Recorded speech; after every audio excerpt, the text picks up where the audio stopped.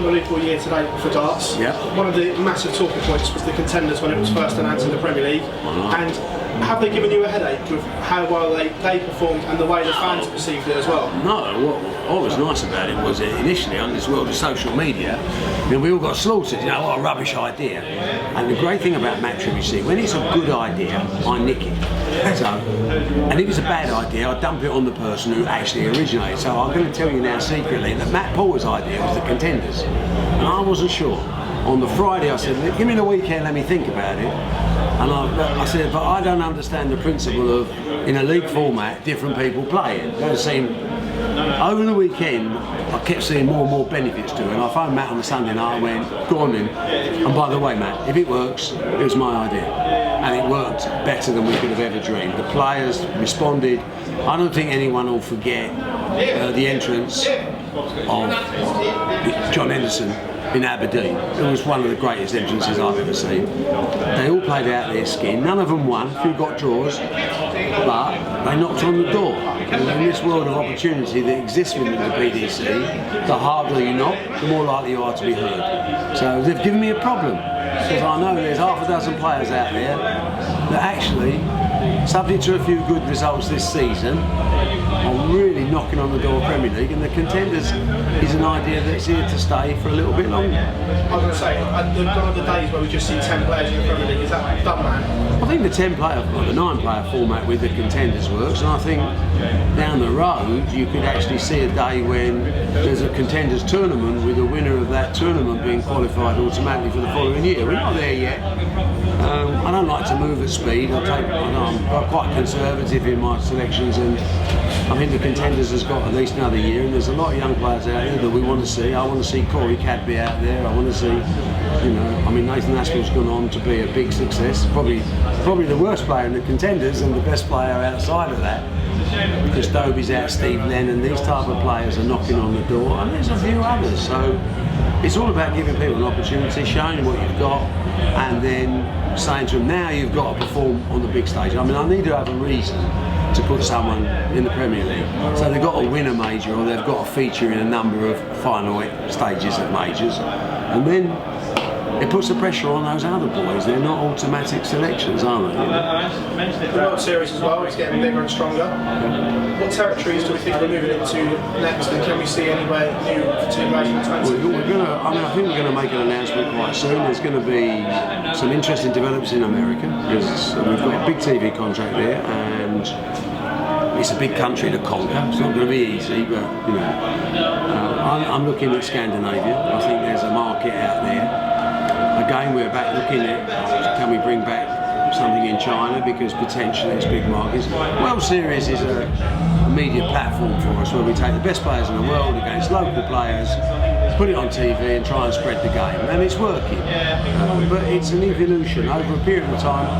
Those invitation events have at one time got to become open events, and that's the transgression. It worked well in snooker. We did exactly the same thing in the 80s in China, for example, where we took 8 players, played 8 Chinese, and today China is 40% of our snooker market. I don't see any reason why that can't be the case on darts as well. Talking about players being given opportunities, can Brendan Van Barneveld consider himself slightly lucky to be given the opportunity, considering his form for the last year? Totally, without doubt, and I think Raymond would be the first to say he doesn't warrant being included on ability, but 2 things. One, I think the sport owes certain people. 2 is, he's still a commercial. The World Series is a commercial operation. It's all about selling tickets, and people are casual fans more than avid fans, and they know the name of Raymond Van Barneveld. But I think Raymond will be disappointed this year that he hasn't qualified for so many events, and that disappointment I share with him, but easy to see that he hasn't played in enough events to justify that. So I think he's fortunate to get a World Series. I think on balance he deserves it. I think it was a marginal call, and it's 1 year. As well, the state of the BDO in relation to the Grand Slam coming up, obviously it's a mess. I think most darts fans would admit that. Is it getting to the point now where BDO is maybe becoming irrelevant for the Grand Slam because of their product, their brand and quality? I think from a quality standpoint, all you can do, like in boxing, all you can do is beat the man in front of you. So the winner of any BDO event is a good winner because he's beaten what's in front of him. The doubts are going over the BDO's future is something that worries me more. I think we need the BDO. I think we need amateur. And it is, amateur. I mean, there's no doubt the best players. They would be crazy not to want. I mean, I've just spent a few minutes talking to Glenn Durant, and it's a pleasure. And he turns around and says, I can't, I'm so grateful of having the opportunity. I said, well, you've earned the opportunity, don't be grateful. But anyone with ability, whether it's Jamie Hughes, whether, those type of players, the PDC's got no barriers. Now, what their relevance is going to be over the next few years is something that we have to wait to see what they do with their TV contracts, with their tournaments. But it's very difficult when you're trying to encourage players and paying them peanuts for getting to the last 16 or the last 8, because we've all got to earn a living. And if you're going to be a social darts player, I understand that there's a level, but you'll never reach your full potential unless you're full time. But to be full time, you've got to be able to earn money because you've got a wife and family to feed. So it's a catch-22 situation. It's resolvable in the PDC, but it's tough to get your tour card. I mean, Glenn Durant has done fabulously well this year, but let's be frank, he was on the very last knockings at Q School where he wasn't going to get his card if he didn't get to the last 8, and he just made it. And he was, I think, 3-1 down or something in the match before. So he earned it, no question about that, but it's not easy. So there's a limited amount of availability. I don't see in the long run, I think the BDO will have a continual problem of credibility without cash.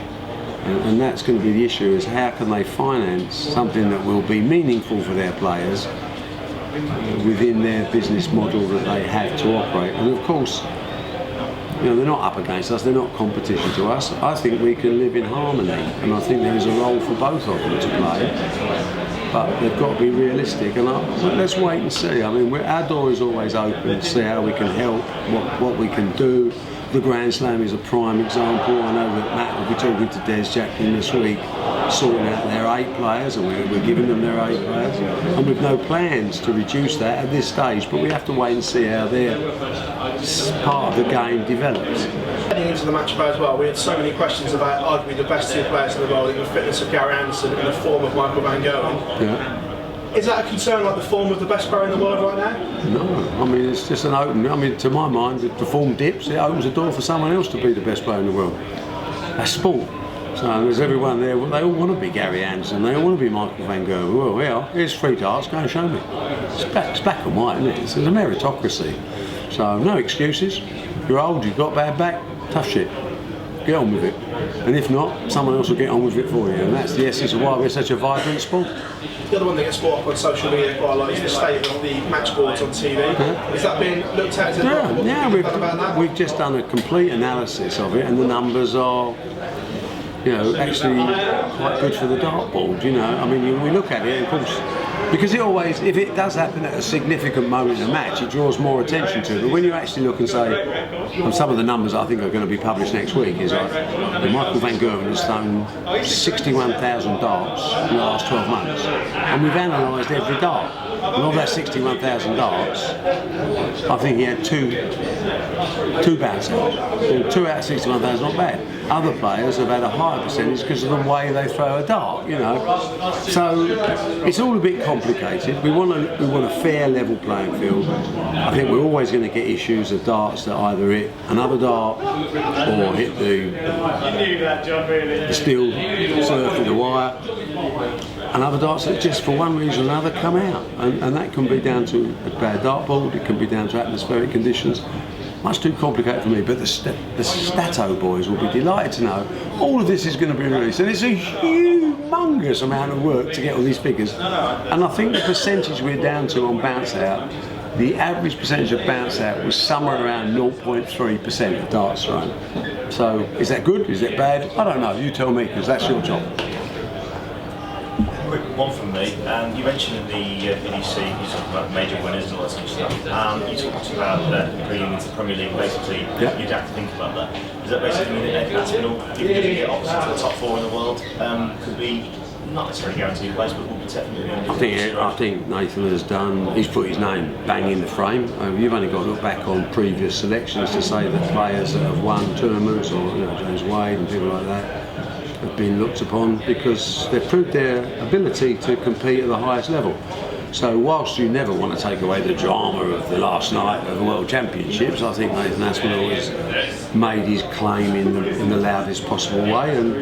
But you can't say that we don't suddenly get 4 major winners in the next 4 tournaments, and there might only be 3 or 4 spots. And so there's no certainties in life, but I think Nathan has proved himself on the big stage, and I think he's looking like, if I was a neutral, I think he's a good bet. Just finally, any plans for any of the teams in the future, any more particular ranking tournaments in the future? Watch this space. You know, the one thing about life, relationships, whatever, is complacency is the biggest killer.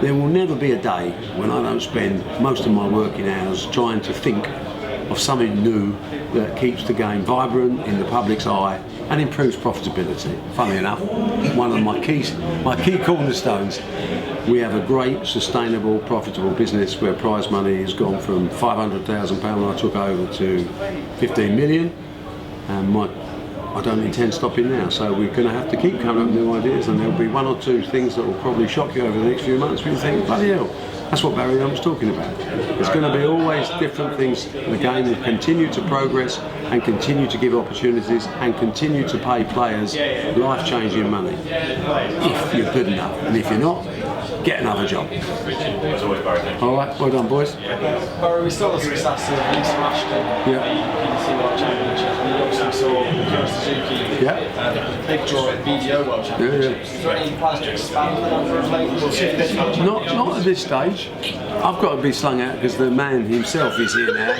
I mean, someone important, not me. We are looking at the women's game. There are no plans to expand it, but we obviously want to continue Grand Slam and World Championships qualifiers and all that for the future. All right?